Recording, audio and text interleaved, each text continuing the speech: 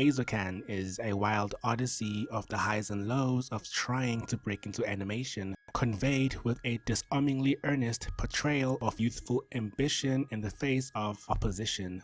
Director Masaaki Yuasa and Science Saru reaffirm one's love for anime to exceptional levels of effect, held together by the strength of its own premise and the sincerity of its own characters. Eizouken explores progress through expression in service of reaching one's dreams. Asakusa wanted to create an anime, but her deep-seated issues with anxiety kept her from taking her first steps. The only reprieve from her stagnancy was through her own imagination, an extension of her greatest talents and a result of her truest desires. But within that world, Midori found not an escape from the social pressures demanded of a world far removed from one she desired to be a part of, but that which kept her from following her own path. Midori was stuck in place, afraid to open up, her only means of self-expression being the world she inhabits.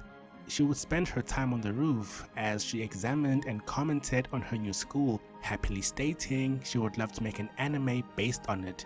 Such love of backgrounds and settings was commonplace with Midori, who would always interact with her environment, appreciating the cracks and crevices of every wall structure, admiring the scenic macrocosm of nature's allure, applauding the conceptions of man, and exploring in detail the innovations which by their very existence inspire one to dream and to dare keep trying. While every world of her own imagination was a place of comfort to her and a reprieve to the world she had no control over, it was also a place that enforced stagnancy, that kept things as they were, as she was too intimidated to act on that which was worth acting upon. While immensely talented, the world she wanted to create, she could not create alone, and in order to move forward on her own path, she'd have to shed her fears and find those who would move alongside her. But even though she had no tangible ties to society except those that meet her needs, she still had a window into the inner workings of societal interests through the one who knew people at their most fundamental level, Kanamori Sayaka.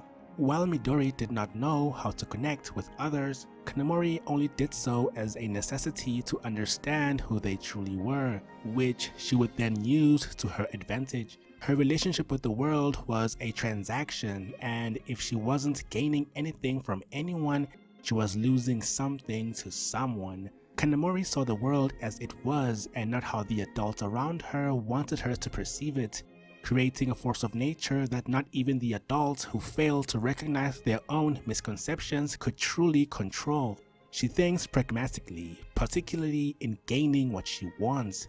This is evident when she threatens a teacher to allow them to create anime, while at the same time, she acknowledges her own fallacies, and her moral unscrupulousness is her biggest strength against one who doesn't question their own worldviews, but could also prove a weakness against one who already sees the world through her eyes. Sakaki was adept at seeing through the essence of things, and was considered the power broker of the school council.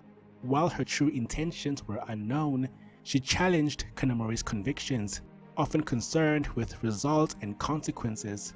As a result, she was often the perfect foil to Kanamori's ego. あんたのへりくつ、先生には聞いたっぽいけどさ、その程度の圧力に私たちが屈すると思ってるの？ In her refusal to conform to authority, Kanamori recognized the impermanence of adolescence, understanding the value of business and labor better than most adults ever could. Through losing her family business to circumstance, rather than through their own inaction and failures, it created a worldview that perceived hard work and opportunity as directly proportional, using Tsubame's fame as a marketing tool for their anime. It was not their hard work that would get people to recognize their talents, but capitalizing on that with which they were already familiar and will spend more money to consume. It's fitting then that it was Kanamori who saw the opportunity for success found in combining the talents of Midori and Tsubame. Unlike Midori, Tsubame was adept at human interaction. In seeing people in a way that Midori couldn't, she became the animator, her attention to detail and love of human expression enabling her to capture movement, the traits a weakness to Midori, whose talents were in worlds and concepts. After the robot anime, her parents took note of Tsubame's idiosyncrasies as she was able to coalesce her love for detail and movement into a whole that only she could create. Tsubame's interests are attentive character acting expressed in animation, which would often clash with Sayaka's more pragmatic and marketing-oriented understanding of animation, which usually insists on more flashy appeal. While conscious of using her fame to sell their anime, Tsubame's experience with the world of social media as a tool to market oneself is couched in understanding the importance of getting more eyes on their anime by any means, so long as the animation remains the focus. In turn, Kanamori tries to compromise in these matters and tries to give Tsubame the freedom to animate as she wishes, and doesn't force her to act as the face of the club beyond what she deems as absolutely necessary.